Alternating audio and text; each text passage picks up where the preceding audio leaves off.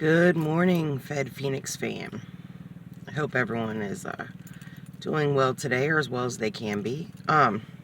So I wanted to talk to y'all about something because I recently found out something new through my friend Sean Cowgill's page. Check him out, Federal Prison Talk. That I didn't know previously, and quite frankly, I find a little unnerving. So let's talk today we're going to talk about maxing out, as they say, on a federal prison sentence, and how you could actually end up doing additional federal prison time after you've completed your sentence without a new charge. So first, we'll hit the second part first, so things flow together a little better. So in the feds, most people get an opportunity to do some of their actual incarceration on halfway house time. Go to the halfway house. If you do the RDAP program, then you're required to do, I think it's 6 months or plus, halfway house of your original sentence, your period of incarceration. So if you're a person who is just blatantly not interested, not going to a halfway house, RDAP will do you no favors, because you will not be able to really fully complete the program or be able to keep your time off credit due to the fact that you didn't comply with the second phase of the program, which is the halfway house, the outpatient phase. So keep that in mind. I know some of you are very against going to the halfway house, have refused or intend to refuse it and just do your entire incarceration in prison.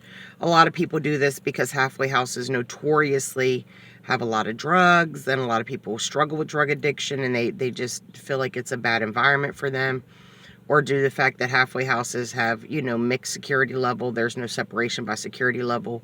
So if you're a camper, for example, you may be intimidated by, or just don't want to deal with the potential risks and shenanigans of higher level inmates at a halfway house, because getting into trouble with the halfway house can get you sent back to prison, can get additional charges depending on the situation. And a lot of people feel like the halfway houses, more often than not, are almost like a setup, a trap, where a lot of people get kind of snagged in the net and thrown back in prison. And when you get to halfway house, it's a new environment. There are new rules, there are new procedures, there are new expectations. A lot of people, once they've done their time, for the majority of their time in an institution, they would rather just finish the time where they're familiar, where they have a routine, where things are, as comfortable as they can be, at least as far as formality and what's familiar and what's, they know what's expected, they know what they can and cannot do, that kind of thing, rather than going into a new environment for a period of time. So, as far as getting more time in prison without a new charge, this I found very interesting. This was the new information I found out. One of the two pieces. So, like, my sentence is 24 months incarceration and 1 month of post-incarceration supervision. 1 month of federal probation after my 2 years of incarceration. If I were to, whenever I end up at the halfway house, pretty much, and the halfway house is actually considered incarceration. Once I'm out of prison and halfway house, even if you don't go to the halfway house, once you're out of prison, I would then have a year of paper. Now, the average person, the average federal defendant gets 3 years of paper, 3 years of probation. I've heard of people getting much more, but I got 1 year. But let's say during that year, I have a dirty year analysis. Let's say during that year, because that's the most common thing people do, although that's not really, I don't think, going to be applicable for me. But if during that time you're on probation, right? You have 12 months. I have 12 months on probation, federal probation. Let's say 6 months in, my PO decides that as a disciplinary measure for whatever, violating curfew, being out of bounds, I don't know, to get me back in front of my judge, and say that I'm not complying to their satisfaction. The judge can then, and at 6 months of probation, I have 6 months left, mind you. The judge can then remand me back into custody. Now, here's where things get interesting. Let's say the judge says the full 6 months left of my paper, or let's say he says 90 days. I may end up doing that. I'm a little confused on if I would just go back to my parent institution, to the institution where I did the bulk of my time, But even if the judge says you're going back to your prison, if it's 90 days, there's a good chance that by the time I would be transferred back to my prison after taken into custody, I wouldn't even make it there in 90 days. So whether you do that time in a local county type regional jail or whether you do it back at your actual prison is kind of a thing, I think, that depends a lot on how much of the remainder of your time you have to go back to prison for. And if it's a very small block, there's a chance that you won't make it back to the prison before, just being bounced around in transit, before whatever time you're supposed to be serving is served. But now people are wondering, so that's how you can actually go back to prison, do more prison time after you've done your prescribed, your sentenced period of incarceration. So having done once I've done my 2 years, that 12 months on paper, at any point, my paper can be pulled, and the judge can send me back to prison or back to jail, for all or part of the remainder of my probation. Now, maxing out in the federal system, once I've completed my 2 years, let's say I didn't even go to the halfway house, I just refused, I'm not maxed out, because you don't really max out, because as long as you're on a probation, which everyone does after incarceration with the feds, it's always over your head. Almost look at your probation almost as like a suspended sentence, as well as probation, because it very much is. But I just lost my whole train of thought. That happens sometimes. My mind is so crazy. But anywho, getting back on topic. But no, so let's say you finished I finished my 2 years in prison. I decided I'm not doing halfway house. You can opt out of that, by the way, and just do all your time in prison. Now I have a year of paper.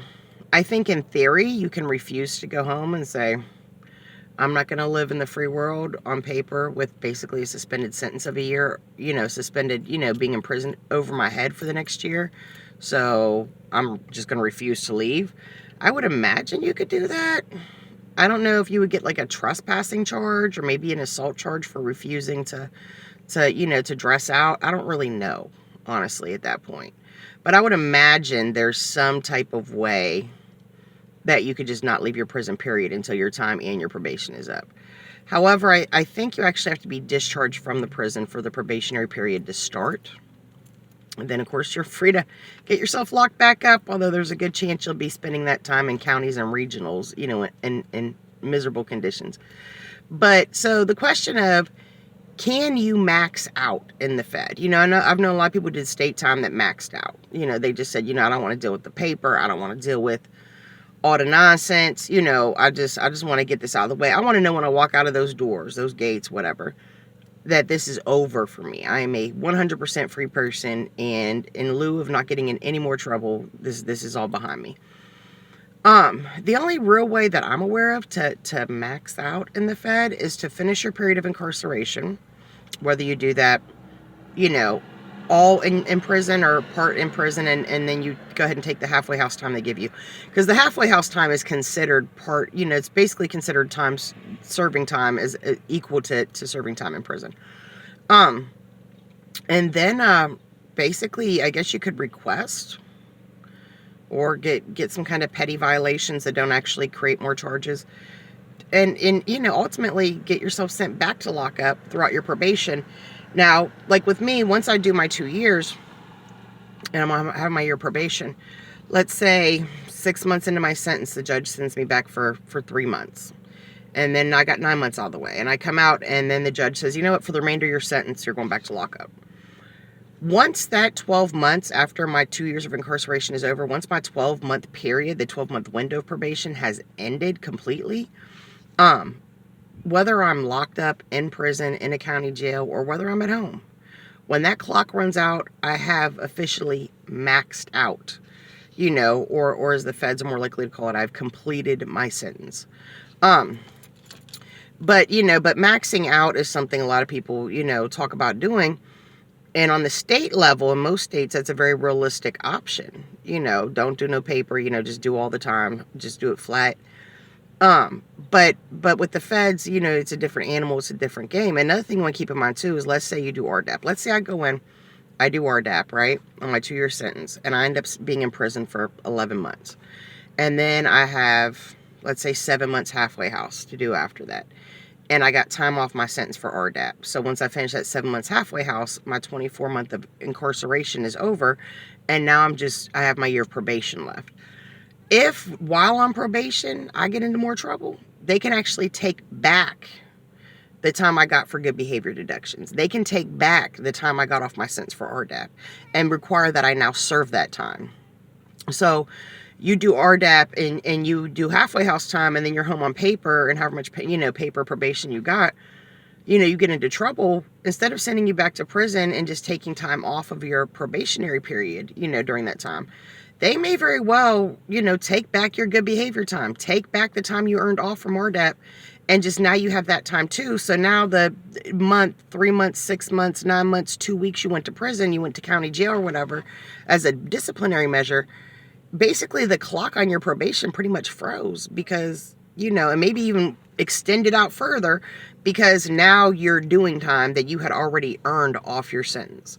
Because until you've completed all your incarceration, halfway house, probation, whatever, they can always, the time you earn off your sentence, the 54 days a year for good behavior, or time you earned off through RDAP, they can always decide as a disciplinary measure that they're going to give you that time back.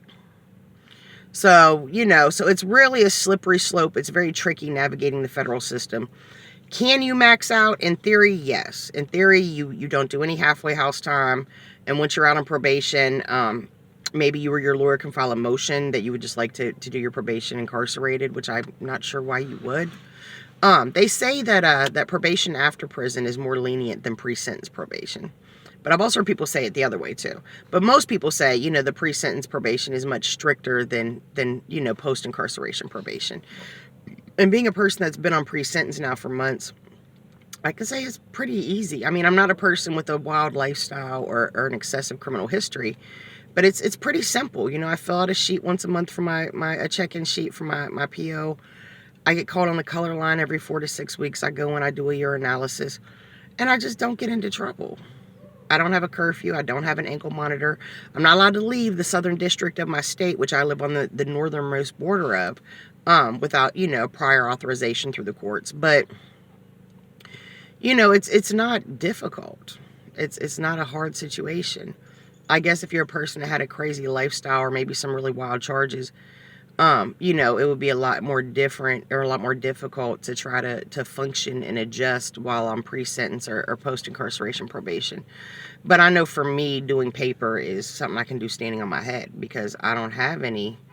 I'm not out here doing drugs. I rarely drink alcohol. Almost never. I drink alcohol so little I can easily say I just don't drink alcohol because it's that rare. You know what I mean? I can't see to drive at night because of my astigmatism. So I'm always in for the night before, it's fully even dark out. I don't go to parties. I don't go to clubs. I don't go to bars. I have enough sense to not let my emotions get the best of me, and I'm not out here assaulting people or tearing stuff up or throwing tantrums. I don't really do anything.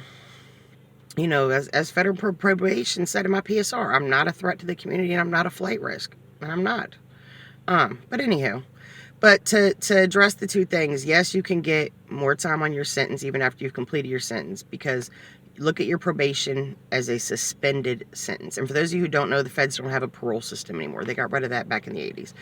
Your time of supervision after incarceration, just like before incarceration, if you're out on pre-sentence, is called probation. But can you look at it as a suspended sentence, because pretty much that's what it is, in all fairness. It's a suspended sentence with some terms. And can you max out?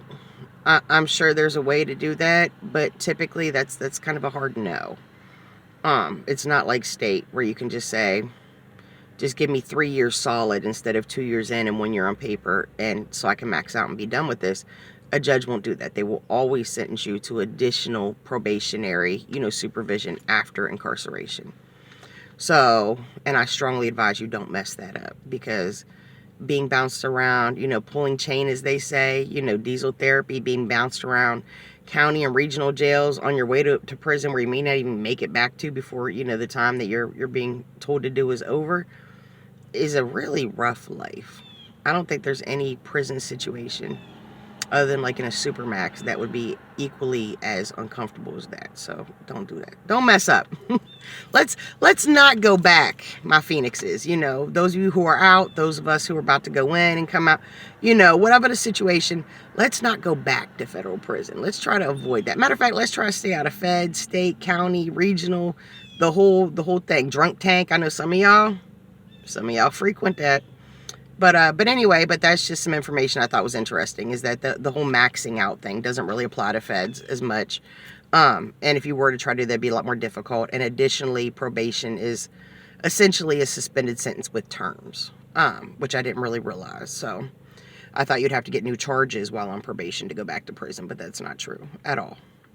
So those are the little jewels of knowledge I have to drop for today. I hope they've been helpful. If you like the video,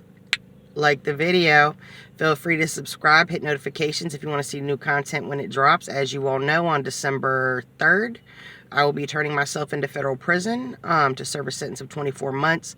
When I come home in the halfway house or home, I will start making new videos. I will update y'all.